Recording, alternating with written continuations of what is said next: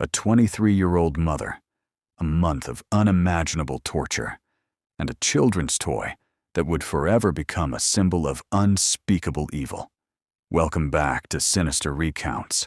Today, we're exploring one of Asia's most brutal crimes, a case so disturbing that even hardened detectives were left shaken. This is the Hello Kitty murder of Hong Kong, where the line between innocence and depravity was shattered in ways no one could have imagined. Before we dive into the horrors of this case, we need to understand the victim, not just as a statistic, but as a person. Man-Yee was born in 1976 in Shenzhen, China, but her life began in tragedy. Abandoned by her own family at a young age, Fan was placed in an all-girls orphanage in Matao, where she spent her entire childhood surrounded by other unwanted children. The orphanage had strict rules, and when Fan turned 15 years old, she was told to leave. No warning, no support, no second chances. She was simply cast out onto the streets of Hong Kong with nothing but the clothes on her back. Homeless and desperate, Fan quickly fell victim to the dark underbelly of Hong Kong's streets. She developed a drug addiction to cope with her circumstances, and within months, she was forced into street prostitution. By age 21, her situation had spiraled so far that she ended up working at a brothel called Romance Villa in Sham Shui Po. It was there that she met Chi Yuan, a fellow drug addict and one of her clients. He promised her a way out, a fresh start. They married in 1996, and Fan gave birth to their son in November 1998. For the first time in her life, Man-Yee had hope. With her newborn son giving her purpose, Fan made a remarkable decision. She quit drugs. She left the brothel. She left her abusive husband. Neighbors had reported hearing violent fights and the sounds of their child screaming through the apartment walls. Fan wanted better for her son. She wanted redemption. She found work as a nightclub hostess at the Empress Karaoke Club, a venue frequented by wealthy clients, and, unknown to her, members of Hong Kong's most dangerous criminal organizations. Fan was determined to build a legitimate life. She was willing to work hard. She had dreams. But fate had other plans. The Empress Karaoke Club was dangerous territory. One of Fan's regular customers was a 33-year-old man named Chan Man Lok, a triad member affiliated with the Wo Shing Wo Gang, Hong Kong's most notorious organized crime organization. Chan was a drug dealer, a pimp, and someone with a reputation for extreme violence. He frequented the karaoke club, and Fan, trying to make ends meet, became part of his social circle. What Fan didn't realize was that she was being groomed and watched. She was a target. In early 1999, desperation overcame Man-Yee's judgment. She stole Chan Man Lok's wallet. The amount wasn't massive by any standards, approximately 4,000 Hong Kong dollars, roughly 500 American dollars. It was a crime born of desperation, not malice. When Chan discovered the theft, Fan immediately returned the wallet. But Chan Man Lok wasn't interested in forgiveness. He demanded not just the money back, but an additional 10,000 Hong Kong dollars as a penalty fee. Fan tried to negotiate. She told him she needed time to gather that sum. This simple request, this innocent plea for more time, would seal her fate. Chan Man Lok decided that Man-Yee needed to be taught a lesson about owing money to the wrong person. On March 17, 1999, he set his plan in motion.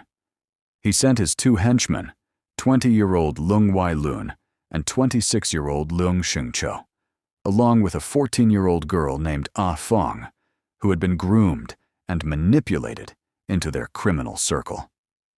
Ah Fong was officially listed as Chan's girlfriend, though in reality, she was another victim of his exploitation. The four of them descended on Man-Yee's home in Lai Yu Estate at Kwai Chung. She had no idea what was about to happen, They forced their way inside, and before Fan could even scream, she was dragged from her home. Fan Man-Yee was taken to an apartment on the 3rd floor of Block B at number 31 Granville Road in Simshat Tsui. This nondescript apartment would become a chamber of horrors. The perpetrators initially planned to force Fan into prostitution to pay off her debt. But as days passed, their intentions evolved into something far more sinister. What began as kidnapping for financial gain transformed into sustained, methodical torture. Torture that would continue for an entire month with increasing brutality. The apartment quickly became soundproof in their minds. No one on the outside would know what was happening behind those walls. The torture was systematic and relentless. Fan was beaten repeatedly with metal pipes and metal bars. The perpetrators tied her up with electrical wire and hung her from the ceiling, using her body as a human punching bag. On one particularly horrific occasion, Lung Wai Lun kicked Fan Man-Yee in the head approximately 50 times. When 14-year-old Ah Fong witnessed this savage assault, instead of showing mercy or calling for help, she joined in, hitting the dying woman in the head repeatedly, later claiming she thought it was for fun. The depravity of this moment, a child participating in the torture of an innocent woman, reveals the depths of evil these criminals had descended into. But the beatings were just the beginning. The perpetrators heated candle wax and poured it onto Fan's legs and feet. They applied hot melted plastic to her skin, causing severe burns that left her unable to walk. They rubbed spices, salt, hot peppers, and other burning substances directly into her open wounds, maximizing her suffering. The pain was calculated to be as intense as possible. And throughout this ordeal, they forced Fan to smile. They demanded that she act as though she was enjoying the torture, as though she was grateful for it. When she refused or showed resistance, they would escalate the violence. The torture was designed not just to hurt her body, but to break her mind, to obliterate her will to survive. Then came the sexual assault. Fan was raped repeatedly by her captors. Psychiatric evaluations later described the men as remorseless individuals with psychopathic tendencies. They showed no empathy, no guilt, no sign of humanity whatsoever. Each day that passed, Fan's body deteriorated further. Her spirit, which had once held such hope for a better life, was being systematically destroyed.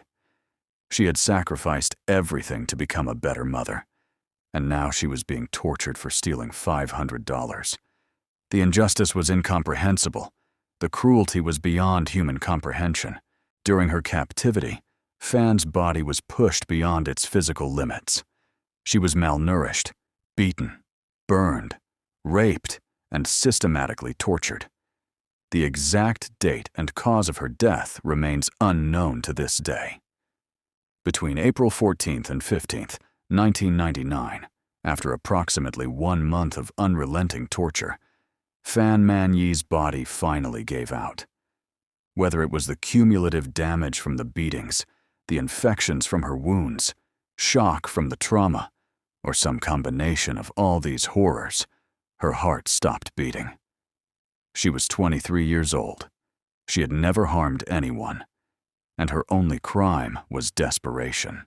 When the 3 men realized that Fan Man-Yee was dead, instead of feeling any remorse, they felt only fear of being caught. They made a calculated decision to dispose of the body and eliminate all evidence. What followed was one of the most grotesque scenes of desecration imaginable. The perpetrators boiled parts of Fan's remains. They cut up her body into pieces. For 10 hours, they methodically dismembered the corpse, compartmentalizing her into different body parts, each destined for a different location. They discarded portions of her in garbage bags throughout the apartment complex. They threw other parts, including internal organs, out of the window. But there was one specific piece of Fan's remains that the perpetrators chose to handle differently: her severed head. They placed it in a large pot and boiled it until only the skull remained.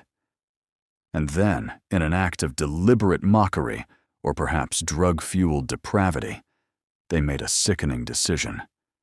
They took a large Hello Kitty mermaid plushie, an innocent children's toy, and sewed her skull inside its head. This Hello Kitty doll became both the most crucial evidence and the most haunting symbol of the crime. The juxtaposition of childhood innocence and adult depravity was so extreme that it captured international headlines and shocked the world. Only partial remains were recovered: her skull, one single tooth, and some internal organs that had been stored in a refrigerator. The rest of Fan Man-Yee's body was never found. It had been scattered across Hong Kong, disposed of in ways that ensured her complete violation and desecration. The crime scene investigation would later determine that these three men had shown absolutely no compassion, no hesitation, and no mercy during any part of this process. The evidence suggested premeditation, calculation, and a complete absence of remorse or humanity. For weeks, the horrific crime remained hidden. The perpetrators believed they had successfully covered their tracks. They went about their daily lives, assuming that what had happened in that apartment would stay buried forever.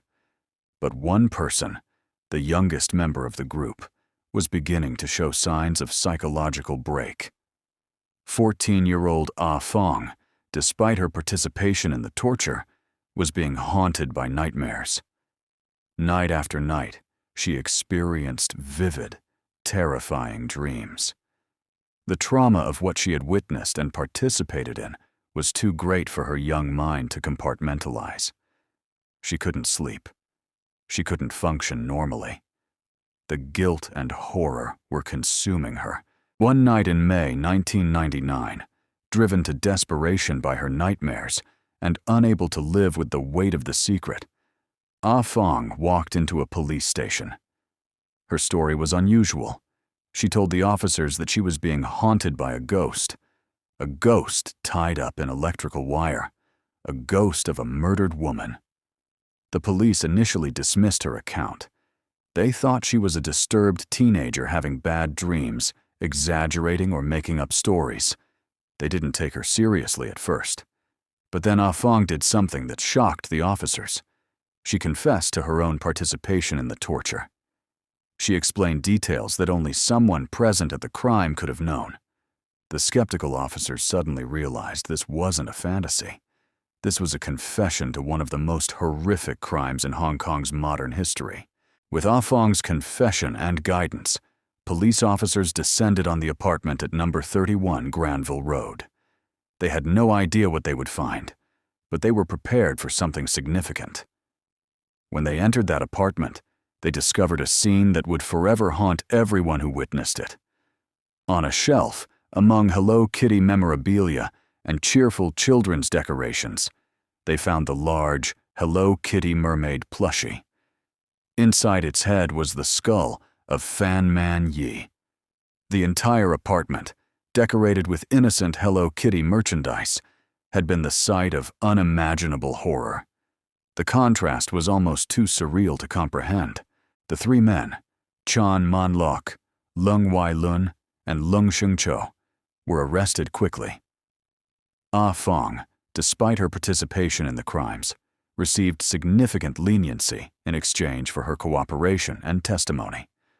The trial began on October 20th, 2000, lasting 6 weeks. Each day, the courtroom heard increasingly disturbing testimony. Witnesses described the crime in painstaking detail. The prosecution laid out a case so brutal that even the most experienced journalists covering the trial admitted they were struggling with what they were hearing. The jurors, 8 men and 1 woman, had to listen to descriptions of torture that defied human imagination. Some people in the courtroom reportedly covered their ears or wept openly. Here's where the legal case takes a shocking turn. Despite overwhelming evidence of torture and abuse, the jury faced a crucial decision. Were these men guilty of murder or manslaughter? The prosecution had to prove that the men intended to kill Fan Man-Yee, or intended to cause grievous bodily harm that would likely result in death. The defense argued that the cause of Fan's death couldn't be definitively determined. Was it the torture itself, or did she die from a drug overdose given to her by the perpetrators? The jury deliberated for almost 10 hours. Ultimately, they delivered a verdict that would anger many observers. They convicted Chan Man-Lok, Lung Wai-Lun, and Lung Xingqiu of manslaughter and unlawful imprisonment, not murder. 6 jurors voted for manslaughter, while 3 voted for a more lenient verdict. On December 6, 2000, Judge Peter Nguyen handed down the sentence. He addressed the 3 men with words that captured the magnitude of their crimes. Never throughout the years in Hong Kong has a court heard such cruelty, depravity, callousness, brutality, violence, and viciousness perpetrated by a human being, or human beings, on another human being. Even an animal would not have been maltreated in the same way as that received by the deceased. All 3 men were sentenced to life imprisonment. However, there was a caveat. They would be eligible for parole after serving 20 years. Chan Man-Lok, Lung Wai-Lun, and Lung Xingqiu stood expressionless as the sentence was read, their faces revealing the judge's assessment. They were truly remorseless. After serving their reduced sentences with parole consideration, the perpetrators' lives took different paths. Leung Xingqiu, one of the 3 main perpetrators, was released from prison early after serving approximately 14 years. But his freedom would be short-lived. In August 2022, more than 2 decades after committing one of Hong Kong's most brutal crimes, Lung Xingqiu was arrested again. This time, for assaulting a 10-year-old girl.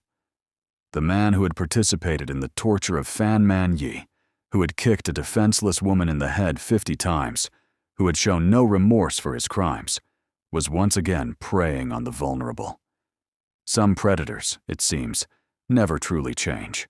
Chan Man-Lok and Lung Wai-Lun remain incarcerated to this day.